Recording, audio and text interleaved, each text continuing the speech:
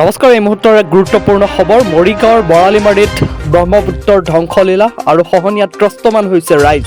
অন্তিমটো নামাজ আদায় কৰিবলৈ ওলাই আহিছে গাঁওবাসী, বৰালিমাৰী গাঁৱৰ ৰাইজে। কাৰণ মছজিদটো নৈৰ বুকুত বিলীন হ'বলৈ বেছি সময় নাই। হয়তো আজিৰ দিনটোৰ বাদে এইসকল ৰাইজে আৰু নামাজ আদায় কৰিব নোৱাৰিব এই মছজিদটোত। অৱশেষত মছজিদৰ পৰা বচাবলৈ সকলোৱে মিলি আল্লাহৰ ওচৰত দোৱা কৰিছে। এক আৱেগিক মুহূৰ্তৰ সাক্ষী হৈ ৰৈছে বৰালিমাৰীবাসী ৰাইজ। আৰু পুনৰবাৰ জনাইছোঁ, মৰিগাঁৱৰ বৰালিমাৰীত গৰাখহনীয়াৰ ধ্বংসলীলা অব্যাহত আছে আৰু অন্তিমটো নামাজ আদায় কৰিবলৈ ওলাই আহিছে বৰালিমাৰী গাঁৱৰ ৰাইজ। কাৰণ মছজিদটো নৈৰ বুকুত বিলীন হ'বলৈ হয়তো আৰু বেছি সময় নাই।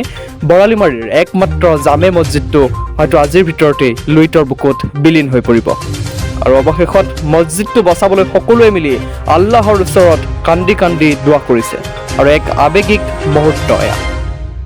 যি 15 দিন ধৰি যিটো ধাৰাবাহিকভাৱত ইয়াত নদীৰ গৰাখহনীয়া চলি আছে, আমাৰ মৰিগাঁও জিলা বৰালিমাৰী হয়।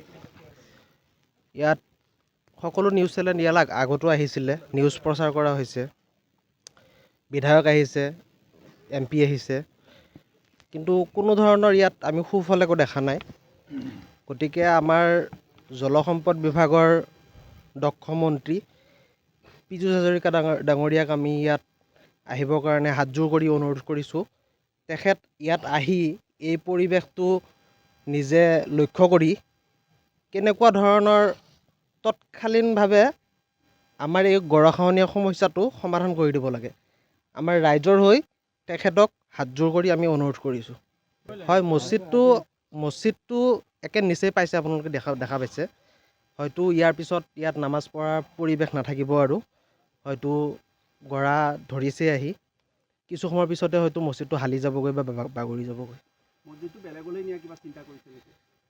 ৰাইজে চিন্তা চৰ্চা কৰি আছে, কিন্তু ক'তো ঠাই পোৱা নাই, মাটি পোৱা নাই, বা মাটি তেনেকৈ কিনিবৰ কাৰণে মাটিৰ মূল্য বহুত, ইয়াত ৰাইজৰ ক্ষমতা নাই সেইখিনি।